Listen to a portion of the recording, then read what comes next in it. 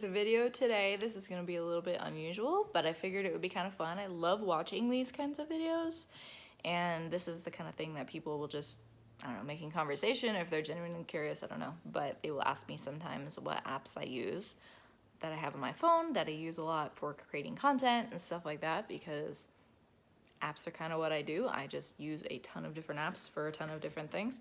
So I figured we'd do a little sneak peek at my phone and look at all of the cool apps that I use for content creation. I don't know if this is the kind of thing that everybody will find interesting, but I know other people like me who are creators and stuff like that will find this fascinating. So hopefully you enjoy this little look at my phone. And so let's just get into it. I've actually filmed this video. This is my third time filming it. Apparently you cannot screen record for more than, I don't know, like 5 minutes or something, but I always get to the end of the video and I'm like, oh wow, it's not recording anymore. So hopefully it doesn't do that this time. Okay, so the first screen on my phone is like the apps that I use basically every day, all the time. And then the third one, that's just like random stuff. So we're mostly centering on the second page of my phone. And so we're going to go into the content creation folder. This is the stuff that I don't use like that often. Like it's stuff that is like, it's worth keeping on my phone, but I don't use it that much. And then last time I filmed this video, I discovered that this one right here is called PhotoGrid. And that one is also called PhotoGrid, and my mind was like totally blown. I've never noticed that before. Anyway, so I'm just gonna kind of go through, show you what each app is just briefly. I'm not even gonna click into them because as you can see, most of these apps are offloaded because right now I'm doing Vlogmas and I have way too much like stuff on my phone, so I had to offload some of the apps I don't use all that much. So anyway, Pixaloop is an app that you can use, you've probably seen, but like if you take a photo that has like say a waterfall in it and then you want to like turn it into a GIF and make the water look like it's kind of flowing a little bit, that's what Pixaloop does. Mosho creates just kind of these, just these little like videos. That's a horrible explanation, but if you use a video that kind of is like a mix between a graphic with some real photos in it, that's kind of what it does. I don't use it that much because I don't love that type of video, but I've used it a couple times. Tagomatic I use pretty frequently. That one is really good for if you just are really struggling with finding up some hashtags. Just type in a couple of hashtags and it gives you a bunch of suggestions of similar hashtags. PixArt is a photo editing app that gives you kind of a bunch of really off the wall options. You know, if you just want to put like a flower on the middle of your photo, like an animated flower, stickers, stuff like that. Mostly I use PixArt for the feature where you can cut something out of the photo. So like I can cut out, say, like my phone. If I have a picture and have my phone on there, I can cut out my phone and then I can paste the JPEG version of my phone onto a different photo. Lens distortion there in the middle, LE, that one is just a whole bunch of very realistic lens flares, which I don't use that much because you don't want to overdo something like that, but occasionally on a photo, sticking a little lens flare on there, it looks so beautiful, and it's really hard to come up with an app that does realistic looking ones, so I really like that one. Most of my apps, by the way, are free. I very rarely pay for an app. It has to be like just super duper important to me to pay for it. So most of these are free. I'll mention the ones that I have the paid version. PhotoGrid, not that PhotoGrid, that PhotoGrid is like if you've ever seen on Instagram when someone will take a photo and then they'll chop it up into like 9 photos so it's like blown up on their feed. I don't know if that makes sense, but I'm sure you've seen that. That's what PhotoGrid does. I've tried out so many apps. I think that's like the third or fourth one that I tried when I was looking for that, and that's the best one that I found. So if you're looking for that, that's a good one. Canva is for creating graphics. Occasionally when I'll create like a poster or something, or like a poster, business card, anything like that, Canva's amazing for that. Quick, I'm trying to remember what Quick is. I haven't used it in a really long time. I don't even remember what Quick is. Cut Story is for if you have Instagram stories that you're going to try to upload, but it's longer than a minute. Instagram will only do the first minute. So if you stick it into Cut Story, it'll chop it into 1 minute segments, which is so nice when I'm filming like a get ready with me or something like that. And I get, carried away and all of a sudden I have a 5 minute video instead of just being like, oh, dang it, and having to redo it. I just stick it into Cut Story, it chops it up. The only thing is it does have a watermark, but the watermark is really small, so I don't really mind. And then that photo grid is really good for creating little collages. Okay, so now for Stories apps, these are the 3 different apps that I use for creating Instagram stories. I don't actually use them that often for Instagram stories. More so I'll use them for like a title page or a little like thanks for watching at the end of like an Instagram or an IGTV video or something like that. I don't know, I didn't use it for Instagram stories that much because I like my stories to be really real. But occasionally if I'm showcasing like a new collection or something like that, I'll use it for that. But like here, I want to show you a hack for this one because I love it. So let's see. Okay, so I'll use this one as an example. All these ones with like the little crown on it, those are the ones that they want you to buy the paid version to be able to use this template. So if we go onto there, it lets you put, I'll just use this as an example. It lets you put your picture into it. It just doesn't let you export it, which is down there at the bottom, the little arrow.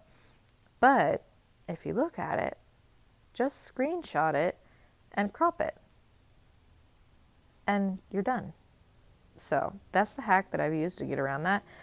These ones that are videos, like you totally can't get away, like that one right there, like you can't get away with doing that with the video ones because there's no way to export it. You can't just screenshot it. But for the ones that are photos, that's a great way to get around that. So those are my Stories apps. They basically all do very similar things. They just all have different templates. So if I'm looking for something, I just kind of go through the 3 of them and find the perfect one for what I'm looking for. Square is the app that I use for creating like my invoices and stuff like that. It's kind of like PayPal or Vimeo or any of those options just for collecting money from people. But Square is my favorite. It's the one that I've always used. And it's free, so that's cool. It takes like less than 0.1% of your like earnings or whatever, but I don't really care because that's such a small amount. I've never had to notice it. Okay, so then Gmail, Lightroom is the most used app on my phone other than social media. This is the app that I use for all of my presets, all of my editing. As you can see, all of these photos I use for that. If you buy presets from anywhere, they will be on Lightroom most likely. Lightroom, if you didn't know, because I didn't know for the longest time either, is the counterpart to Photoshop. So that's awesome. The mobile version is free, which is also awesome. I ended up getting the paid version for my computer because I loved it that much. Over is what I use for all of my like my covers for my YouTube videos, my thumbnails. You also can create like photos with a clear background. So like this is my logo for my website and my YouTube channel. All this stuff, it's literally endless. This is one that I am going to probably end up getting the paid version because there's just so many extra features on the paid version. It's just really nice. So I think I'm gonna upgrade, but even if you don't upgrade, because I think the paid version is $10 a month. I'm not sure, but even the not paid version is amazing. Okay, and then we have Snapseed and Facetune 2 right there. Whoops. Those are both editing apps that I really like. I don't use them as much as Lightroom. I've actually started using Facetune 2 a little bit more. Facetune 2 is really good for smoothing out skin and stuff like that for selfies. And then Snapseed, I mean, it's just good to have a couple apps that do the same thing because they each have a couple different features that the other one doesn't necessarily have and stuff like that. So I I like having all three of them, so whatever I need, I have it. Okay, and then iMovie is what I use to edit my vlogs on my phone. When I have a little bit more of an in-depth video, if it's a makeup tutorial or if I have to like overlay music or something like that, I will do it on my computer. But if it's just like a little vlog where I'm just putting all the clips together, I do that in iMovie. And then down there, that one is, oops, I keep doing that. That one is Bolt on the bottom. That one is basically the same. iMovie is really annoying because it doesn't do videos that you film in portrait. It only does videos in landscape. And I really wish they would update it and do it so I could edit videos for like IGTV or something that has the orientation different. So I'm on the lookout for an amazing app that is basically iMovie, but for portrait, so I can use it for IGTV. Bolt is the best that I have found so far. Again, the free version. I'm probably eventually just going to break down and buy an app, but Bolt is free and it doesn't have a watermark and it's sufficient. So I use Bolt for that. Going back up to the middle, Planoly is what I use to, here, I'll just show you. So this is what I use to plan out my feed before I post everything. So you can move around the squares and stuff and figure out exactly what order you want to upload your pictures into. And then you can type everything in and schedule it. So if you're busy or whatever, I used to do this for Andrew. You can just sit down and in one evening just plan out and post, like schedule all of your posts for like the next week or 2 or 3. So I really, really love Planoly. It's amazing. It has a ton of other features. I think it has like some analytics and stuff like that. I don't really use any of that. I mostly just use it for this feature right here. But I really, really like that. Color tone is pretty new to me. Again, that's just another editing app like Facetune, Snapseed, Lightroom. It's just another one of those. Has some pre-done presets in it that I like. But again, that's a pretty new app. I like getting new apps and just testing them for a while. And, after a couple of weeks, I'll figure out whether it's worth keeping or not. I really like it though. I think it might be one that's worth keeping. Followers is really good. That one just helps you look at the analytics of your followers. So if you have, people that you are following that are not liking your content, you don't know who they are or whatever, you can unfollow them. If you have people who were unfollowing you and stuff like that, you can see who unfollowed you, you can see who blocked you, all those different things, which when you use Instagram as a business, that's helpful to be able to see that kind of analytics. Amazon, obviously, like to know it, music, Safari, Bolt, Photo Boost, or Video Boost. That one is one that I've been testing out.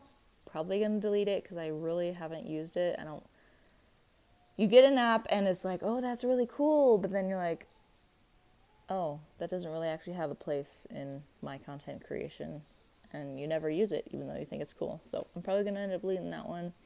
Quick Shot is pretty cool. It's one of those ones that doesn't really get used very often. Well, here, let me show you. It's hard to describe. So let me see. This is the sample photo that they give you to test things out on. It has other features, but this is the feature that I use it for the most. It gives you cool skies for like backgrounds. I saw a couple of influencers that I follow did a video recently on how they edit their photos, and they have beautiful, beautiful photos. And so they were sharing a couple of apps, and this is one of the apps that they shared that they used. And they had like this beautiful photo, like in Paris or something like that, where I love these like colorful skies. So pretty. Oh, I love that one. Where they were like in Paris, and it was kind of looking up through all of the buildings and stuff, and they had, I think it was like this sky. It was like bright pink and just gorgeous, something like that. And they had, you know, just the gorgeous sky, and it just matched, you know, all the pink in their feed and everything. And it was just beautiful. And so they were sharing this app that they use to just occasionally brighten up their photos. What else does this app have? I think basically just the rest of it's just a basic photo editing app. But like I said, it's cool. Stuff like that's cool because like this app, it's exactly the same as all the other apps, but it just has this cool sky feature. So it's worth having because occasionally you might want an awesome sky. So anyway, that's that app. And then the last one that I'm going to talk about, because we are at the end already, is Drive. That is Google Drive. I use that because I do so many projects, and some of them are on my phone and some of them are on my computer. Sometimes I need to be able to send files to and from my phone and my computer. Eventually, I really want to get a Mac because it's really obnoxious trying to get stuff back and forth. So you can plug in your iPhone to your computer and, you know, just with the cord, get your files from your phone to your computer, but there's no way to do it to get your computer files back to your phone. So Google Drive is the best option I have found for that. It takes a while to download and get them loaded on and then loaded off, but it's the best option I found. So if you have a better option that you've discovered, please leave it in the comments below because it's a little bit of a process and it's kind of annoying, but it's the best option I found. So if you're searching for a good option, that's definitely a good one to try. That's basically all I've got, guys. I hope this was helpful. I love watching videos like this because I always find a couple of new apps that I want to try out.